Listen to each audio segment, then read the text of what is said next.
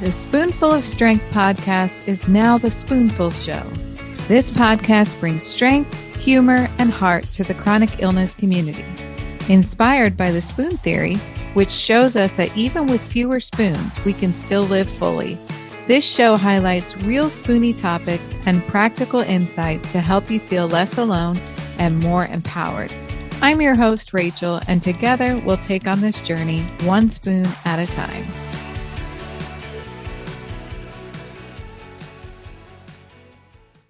Welcome to this week's episode of The Spoonful Show, where we share real stories, inspiration, and strength for life with chronic illness. I'm your host, Rachel. Today's episode dives into a topic that hits close to home for so many of us, relationships. Specifically, what happens to love when illness enters the picture. When a chronic illness becomes part of a relationship, it doesn't just affect the person who's sick. It changes communication, emotions, and sometimes even the role that we play in each other's lives. There can be moments of closeness, moments of distance, and a whole lot of learning in between. My guest today is Lisa Gray, a licensed marriage and family therapist who's the author of Thriving in a Relationship When You Have Chronic Illness, an ACT-based guide for protecting your bond at each stage of the journey. Now, Lisa's book isn't just for married couples. It's for anyone navigating relationships impacted by chronic illness. But in our conversation today, we're going to focus mainly on marriage and long-term partnerships, the ups, the downs, and the deep emotional work that helps couples not just survive, but thrive. Let's dive into my conversation with Lisa Gray. Lisa Gray, licensed marriage and family therapist, is a licensed therapist in the San Francisco Bay Area, specializing in high-conflict couples and chronic illness and pain. She earned her master's in clinical counseling in 2004 and has worked in mental health ever since. Lisa is passionate about teaching couples to practice healthy conflict so their relationships can thrive and grow. The author of 2 books and an avid reader who reviews self-help titles on her Instagram, Therapy Book Nook, Lisa lives in the Bay Area with her family and 3 big dogs. Her new book, Thriving in a Relationship When You Have Chronic Illness, an ACT-based guide for protecting your bond at each stage of the journey, was just released. Thank you, Lisa, for joining me today. I'm really excited to talk about this topic of relationships and chronic illness. Can you start by just introducing yourself to our listeners? Yeah, I started out my work life as an air traffic controller. So it was quite a career shift after I had kids. I moved to counseling. And so I've been a marriage and family therapist licensed for 20 years and mostly specializing in couples. So I kind of got a reputation. Everyone sends the difficult couples to me, the ones that have seen, a bunch of different therapists. So I really love couples work. I also love to read. So I read about 200 books a year and review them on my Instagram and all of that. So I love to read. I have a chronic illness, so it's a good hobby for me because it's a, energy limited hobby. So and I live in the Bay Area, have 3 big, huge dogs and live with my family. That's awesome. I'm sure it helps having a chronic illness yourself to have couples come in where one has a chronic illness. I think that gives you maybe a little bit of a leg up on other therapists because you just kind of know what they're going through a little bit. Absolutely. It's funny how this profession works. It's like after I got diagnosed, all of a sudden couples just started coming to me that, had a chronic illness component. So I don't know exactly how that works with the universe or whatever, but it seems to be that way. So yes. Yeah. Oh my gosh. Well, my husband and I went through a good couple years of really struggling after diagnosis. So that's why I'm even more excited to talk to you because we went through it and we did counseling and we're on the other side. And so I'm hoping that if our listeners out there are having problems with relationships, we might be able to give them a little bit of advice to take with them. I Yeah. hope so. Yes. Yeah. So you have a book called Thriving in a Relationship When You Have Chronic Illness. So what inspired you to write that? Well, I got diagnosed I started feeling poorly after I had my second child, and it took about 5 years. I finally got diagnosed with hypermobile Ehlers-Danlos syndrome. And so, my husband and I had our own struggles with adjusting to a chronic illness. And I'm a reader, so I read all the books that are out there, but mostly are geared for individuals, like Tony Bernard's How to Be Sick or whatever. There's great books out there for the person who's chronically ill to kind of deal personally with their chronic illness. But I couldn't really find one that spoke to the relationship issues. And there's another person in this relationship too. So I just felt like it was sort of a gap in the market that needed to be addressed, how to have a healthy relationship.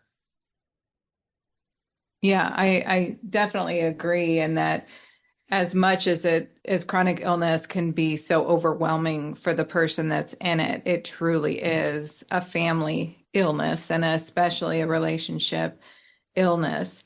Yes. Now, your book talks about the ACT, the acceptance and commitment therapy. So, can you explain why that's useful for couples with one having a chronic illness? Yeah, so the goal of ACT of acceptance and commitment therapy is psychological flexibility. That's their stated goal. And the idea is that you accept all of your experiences, all of your emotions, you accept what's going on in any given moment, but you commit to behave according to your values. So instead of behaving according to like whatever's going on, whatever you're feeling, you really hone in on what your values are in life, and you make commitments to behave in ways that bring you towards your values.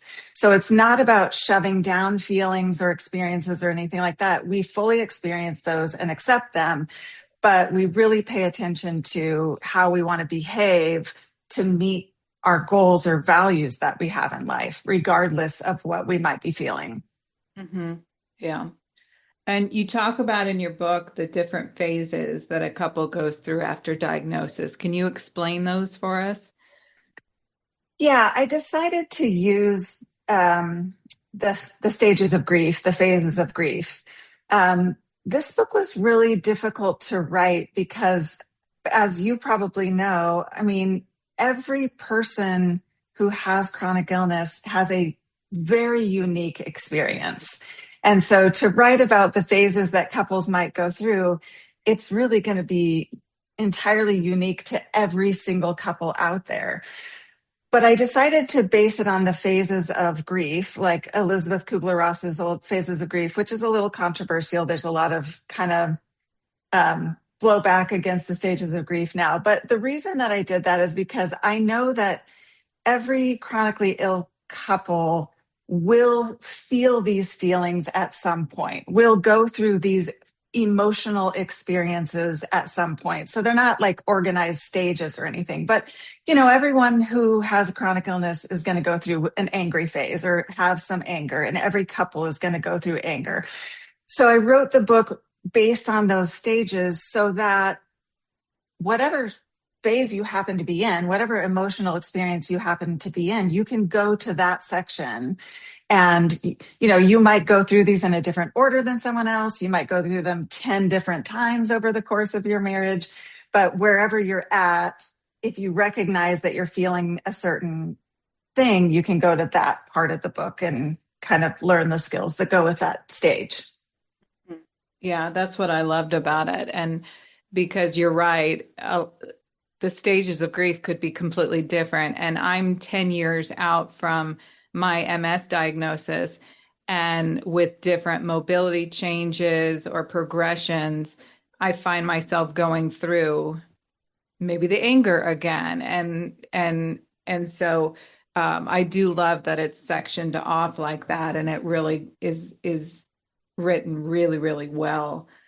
You talk about the book as grief informed. So why do you think grief is so important in that relationship journey? Well, grief is like the anguish that you experience after a huge loss, and which totally applies to chronic illness. And I think like I really wanted to come at it from a grief angle because I want to give people permission to give this the weight that it deserves. It's not just a minor adjustment to your life, it's a huge reorganization of all the dreams that you had, both individually and as a couple, of all the things you thought you were going to accomplish or do, the way it was going to look. You know, all of those things are now reorganized. And so I feel like there's a lot of different losses that encompass that experience for both people.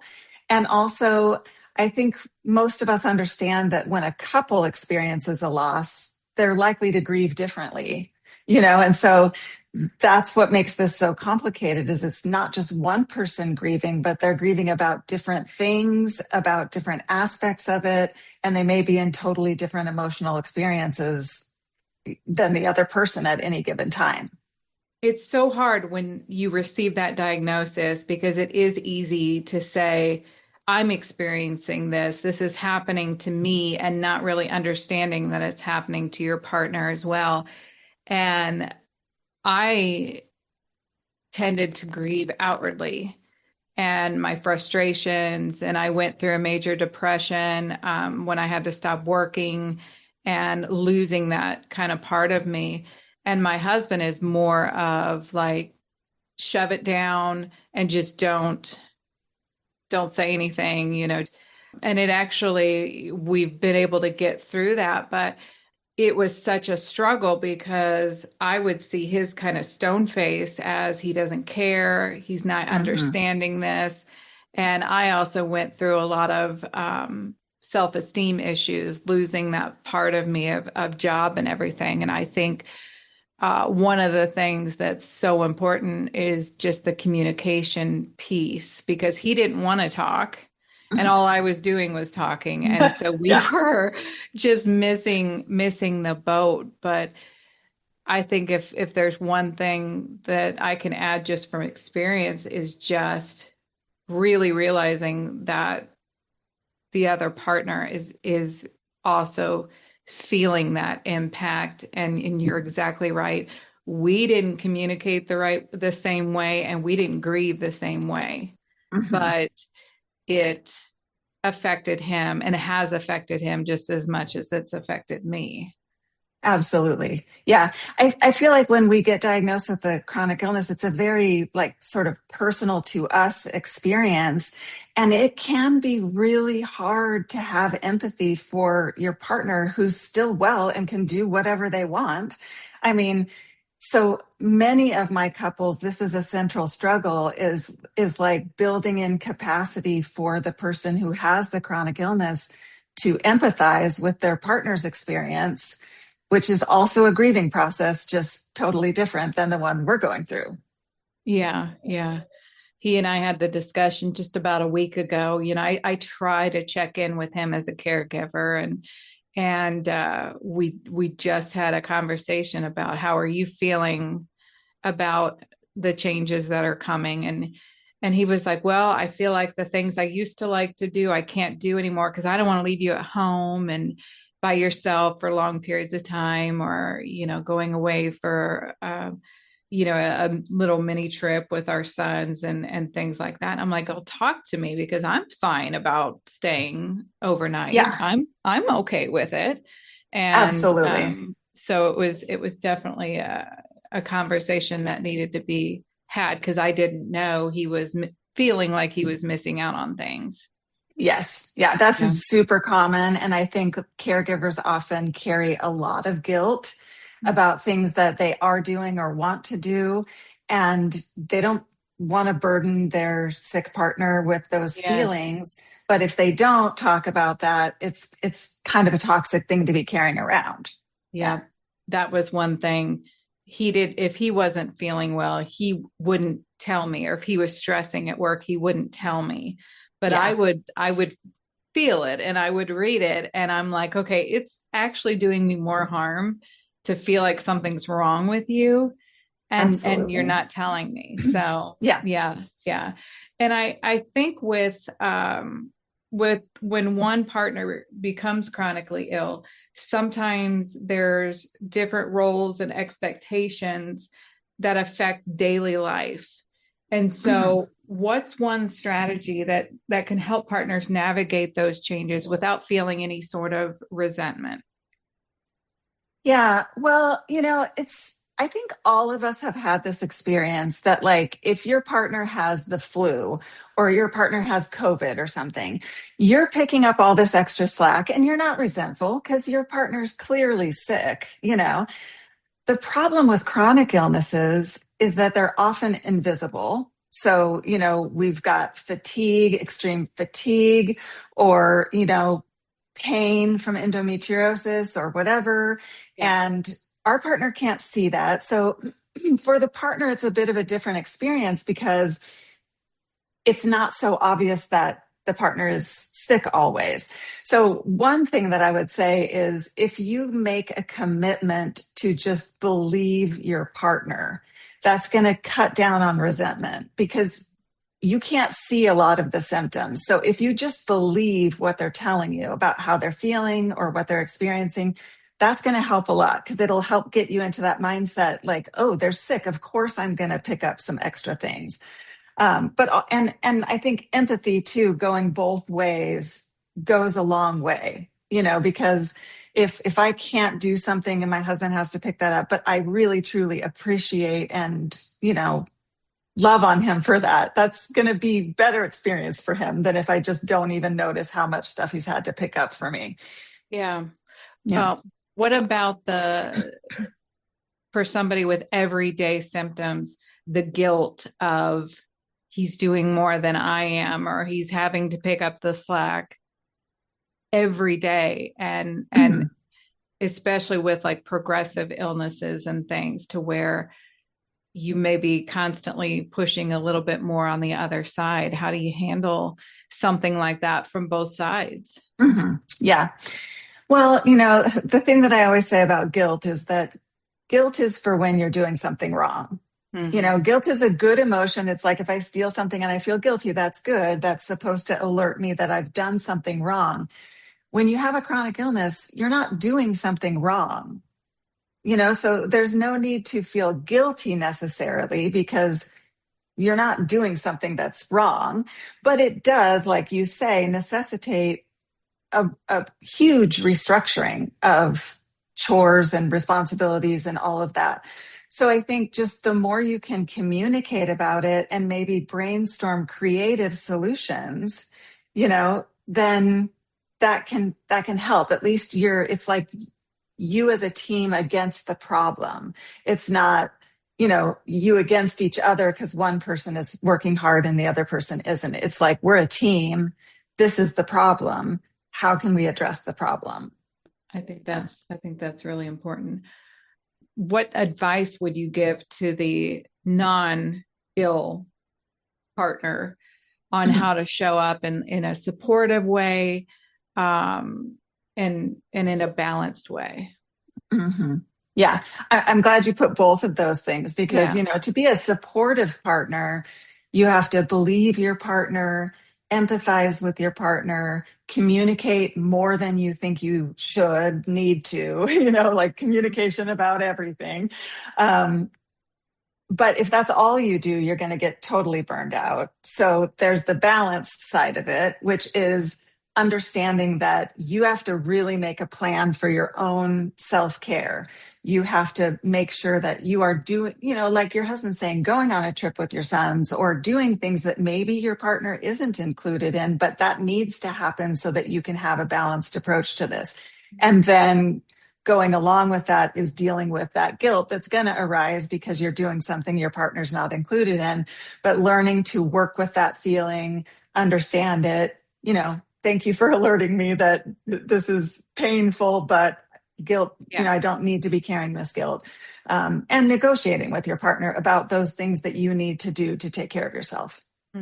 Yeah, because it's important that the caregiver is not spending their time caring for the spouse without doing things for themselves. Yes. I mean, that's not going to work out well for either partner, Right. So as the sick partner, it can be really hard to watch your partner go play tennis with somebody else when that used to be your thing or whatever. But if you don't let that happen, you're going to be without care at some point because your partner's going to break down. So for the longevity of your relationship, for getting the care that you need for the long term, we have to work out ways that our partners can get what they need as well. Are you looking for merch that speaks to your truth and makes you laugh? Spoonful of Strength has you covered, literally. From t-shirts and hoodies to mugs and magnets, every design is made for the chronic illness community with heart, humor, and a whole lot of strength. Funny? Check. Inspirational? You bet. Illness specific? Absolutely. And the best part? I can personalize any design or create a custom shirt for you for no extra charge. So whether you're laughing through the pain or wearing your diagnosis with pride, our designs are funny, fierce, and illness specific because being chronically ill doesn't mean being chronically boring. So if you want a sweatshirt that gets you, head to spoonfulofstrength.etsy.com. Now that's spoonful with 2 L's. Use code podcast for 20% off your entire cart. Would you recommend that a couple only does therapy together, or is it wise to get therapy separate? It's wonderful if you can have couples therapy and then you can each have your own supportive place. But also therapy is expensive. And for many of us that have chronic illness, we are losing our jobs or our source of income or whatever. And so it's not always possible for everyone to do that. If it's possible for you, yes, great, do it. If it's not possible, I think, the field used to be pretty strict about, like, if I was doing couples therapy with you, I couldn't be doing individual therapy with you. But the way that I view it, and many couples therapists view it, is your relationship is my client. So if that means that I'm seeing the two of you together and something comes up that you're specifically dealing with, and you and I need to do a couple of individual sessions to address that, and then maybe your partner's struggling with something and we do a couple of individual sessions to address that, I view that all as therapy for your relationship. So finding a couples therapist, if you can't afford the, trifecta, if you can find a couples therapist who kind of has some flexibility around that thinking, that can be really helpful because we can address a lot of individual things as well as the partnership issues. Yeah. In your book, you talk about a relationship bank account. So what does that look like in real life, especially with couples dealing with fatigue, pain, or stress? Yeah. So, I talk about this really with all my couples. When you meet each other at the beginning of your relationship, you have $1 million in the bank, So if you have fights or arguments or whatever, those are, you're writing $100 checks, no big deal. The problem is over time, we have less and less positives in the bank account and more withdrawals going on, and people don't watch that balance like they should. So even with a healthy couple, it's like, okay, you're coming in for counseling, we're going to be doing a lot of withdrawals. When you're not in counseling, I want you to be out there making deposits, like spend some time together, communicate more, do some fun things. When you put chronic illness into the mix, then we have the issue of spoons, so we're not going to be able to make deposits in the same way that we did before. So both the withdrawals and the deposits need to be more frequent and smaller. So we don't have the energy to have big, huge fights. We need to be communicating every single day about the little things that are coming up so that we don't use too much of our energy doing that. And then the same goes with positives. We might just be snuggling on the couch watching a movie instead of going into the city and seeing a play or something. But every deposit is a deposit, so maybe we're making smaller deposits and withdrawals, but the key is the balance. So just watching the balance, whether they're small or big, that we're not overloading our relationship with withdrawals, with conflict. We're also balancing that out with some connecting moments, whatever that looks like within our capacity. when you're talking about this, for somebody with a chronic illness that might be progressive or have more mobility issues, the intimacy part of a relationship, if that changes because the the spoonie is having more physical issues, Mhm. is that something that you've seen before, and what are some things in kind of that realm? Oh, absolutely. I mean, even if it's not progressive, most chronic illnesses involve some pretty extreme fatigue or Yeah. pain, you know? And so almost every couple that comes to me with a chronic illness has to adjust their sex and intimacy in some way, you know? And so one of the big points that I try making over and over in the book is that intimacy is not just sex. That the purpose of intimacy is emotional closeness and connectivity. And so there are lots of ways to get that. It's just that, when we're young and healthy and we get married and we can have sex, it's like we forget all of those creative things we used to do when we were teenagers before. But Yeah. all of that can come back into play. There's lots of ways to be sensual, to touch one another, to just be together, even just eye contact. I mean, there's so many ways to be intimate that are accessible. It's just we've forgotten that part, and we can bring those things back into our relationship. So the key is the emotional closeness and connectivity that comes from physical proximity, but that doesn't necessarily have to be sex like it used to be. Right, right. And I Yeah. think as much as we've talked about communication, I think that's a big one because it's hard to talk about that. So hard to talk about it. Even, I mean, for any of us, but like, now we have to talk about it if you have Yeah. a chronic illness. And so, yes, that Yeah. it can be a very difficult conversation. Yeah. When my husband and I were in counseling, our therapist would talk about the dance of our fights, the Mhm. cycle that all of our Mhm. fights were, even though they may not have been about the same things, they always followed the same pattern.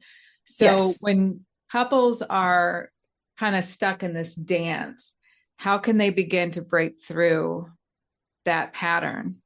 Yeah. Um, this is a common kind of theme for couples therapists to help people understand. And it can be a breakthrough for people even to realize it's not what you're fighting about, it's the way you're fighting about it. And so, using the dance analogy, I mean, if you're dancing with someone and they change the steps, something has to change, right? So the key is figuring out what your dance is and figuring out where can you change the steps.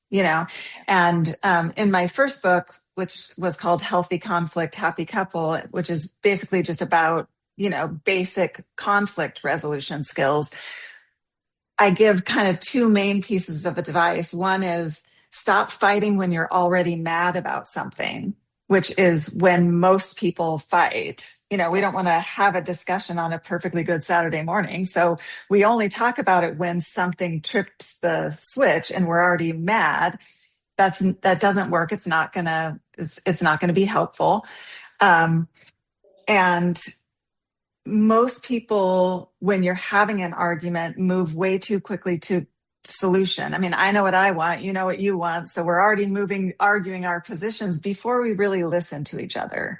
So slowing it down and really listening and understanding your partner's position before you move to trying to solve the problem. Those are two things that can really help. What's one practice or mind shift from your book that can make the biggest positive difference for maybe somebody who can't afford the counseling, the therapy? What would be something that they could start doing now to try and change that dance? hmm Um, I think it's the acceptance part of acceptance and commitment therapy. It's like, I think so many of us, when we're diagnosed, we're trying to figure out how we can get back to where we were before. How can I get back to my old life? How can our relationship get back to how it was?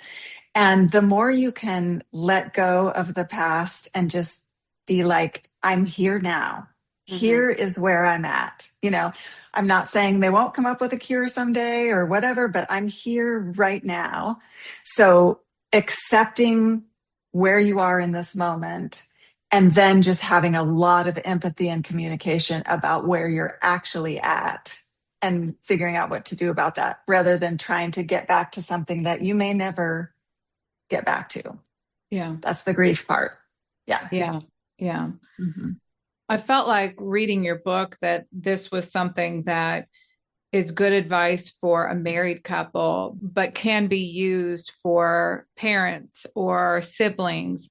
Mm-hmm. And so, can you talk a little bit about the things in your book that could work outside of a marriage? Mm-hmm. Yeah, that's why I kind of thriving in a relationship could be any kind of Yeah. relationship.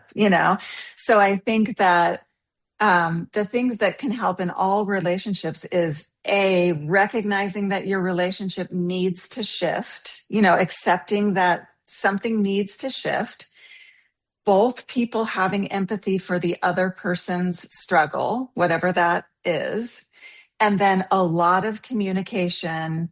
There's things when you're healthy that we just don't even need to communicate about. They just kind of fall into place. When you have chronic illness come into the picture, you need to communicate about everything more than you think you need to. So even with a friend, even with your child, like really getting everything out on the table that you're struggling with and being able to communicate and problem solve while you're having empathy for each other, Yeah. that could work in any relationship. For many spoonies, they may have a great relationship with their immediate family, but they may have friends or extended family who don't understand or maybe even don't believe their chronic illness. Sometimes that can mean setting boundaries or lowering expectations. So, what advice would you give to those who are maneuvering through life without a lot of support? Mm-hmm. Well, I mean, unfortunately, we live in a world, and especially since COVID, where if it's not happening to you, people Yeah. just don't understand it. I mean, Yeah. they don't even put any effort into understanding something that's not happening to them personally. And unfortunately, that can happen with our friends and family. So I think it almost always happens with a chronic illness that your circle starts to collapse just a little bit because we only have so much energy. I can't be educating the entire world about what's going on with me. So I have to sort of, first of all, choose like who are the important people that also have the capacity to learn if I were to like try to talk to them more about this. So you might narrow your support group into a smaller support group, but people who you can invest some time with to really kind of understand. And like you said, boundaries have to be set. I mean, if someone just insists on sending you, their apple cider vinegar cure for everything or whatever, you might just have to Yeah. set some boundaries and make sure that, you're really using your available energy only for the people and events that work for you. Right. Yeah. Right. And So, thank goodness we do have social media and online yeah. support groups and things like that, because frankly, the people who are going to understand us most are going to be a whole new group of people, the people that, have what we have, understand what we're experiencing. Yeah. As Yeah. as much as, social media can be good and bad, and I really feel like for the chronic illness community, it's been a good resource for people to just not feel alone in Very all of much. this. So, Yeah. as we kind of wrap this up, what advice would you give to our listeners who are in relationships that are impacted by chronic illness and they may be feeling just a little bit overwhelmed? Hmm. Well, first of all, I would say, of course, you're overwhelmed. I Mhm. mean, like that's normal. There's not something wrong with you for being overwhelmed. This is a huge adjustment. Yeah. But I did talk a little bit earlier when we were talking about ACT about values. And what I would say is your life has changed, but your values don't have to change. So, you know, individually and as a couple, there may have been ways that you previously lived according to your values that aren't accessible to you now. Yeah. But there are other ways to live towards your values. So you might have to adjust your activities, your tasks, your, friend group, whatever it is, but your values can stay the same. So as far as building a life that has value and meaning, that can still happen. It's just going to look way different than it used to. And it happens one step at a time, you know? Yeah. So take it slow. This is a long-term project, Yeah. Mhm. That's right. So where can our listeners find both your books and find you social media, websites? Where can they connect with you? Yeah, so I have an author website. It's lisagraymft.com. You can get both of my books there. They're also on Amazon or, wherever they'll be at your independent bookstore, wherever you buy your books. I'm on Instagram, lisagraymft. And then I also review books on my Therapy Book Nook Instagram. And I'm on Twitter, gray_therapy, pretty much on all the different sites. But Instagram is probably where I'm most active. Yeah, and we'll make sure and provide links to the books and to the Instagram and the website and all of that as well. So for our listeners, you should be able to find that on the description, also through Instagram.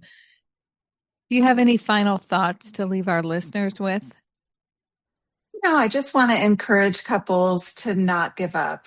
It's a lot. And no one around you is really going to understand it. But like, you're a team, it's you against the world. So we need to get you healthy so that you both feel like you have support. And then from there, you can branch out if you can. But it's really about making sure that what you have in your relationships are solid, because it's only from there that we can use our available energy to create a meaningful life. Yeah. That's such good advice of just the core of everything, just not giving up on each other. And it is really, really difficult, but it's worth it to be able to get to the other side and be able to have a relationship where you can count on each other. And it really is a team effort. I feel like this was a really important conversation because when we talk about chronic illness, we talk about symptoms, we talk about gaslighting, we talk about fatigue and all these other things, but relationships is really such an important topic of addressing the people who are going to help you thrive and are going to be there for you when you're having a rough day. And so I just can't thank you enough for joining me today. And it was such a great conversation. Thanks for having me, Rachel. It was great. Yeah. I hope today's conversation gives you some tools, hope, and maybe even a few aha moments about love and connection while living with chronic illness. A huge thank you to Lisa Gray for joining me. Her book, Thriving in a Relationship When You Have a Chronic Illness, an ACT-based guide for protecting your bond at every stage of the journey, is available wherever books are sold. And you can learn more about Lisa and her work through her website and social media, which I'll link in the show notes. As always, thank you so much for listening to the SpoonFull Show. If this episode resonated with you, share it with your partner or a friend who might need a reminder that love and resilience can grow even through chronic illness. Until next time, keep finding your strength one spoon at a time. Take care. Thank you for listening to The SpoonFull Show. Follow the podcast so you never miss an episode. Leave a rating, review, and comment. Connect with me on Instagram at spoonfulofstrength and TikTok at spoonful.of.strength. Remember, that's spoonful with 2 L's. Shop customized t-shirts, sweatshirts, hoodies, mugs, and more on our Etsy shop at spoonfulofstrength.etsy.com and use code PODCAST for 20% off your entire cart.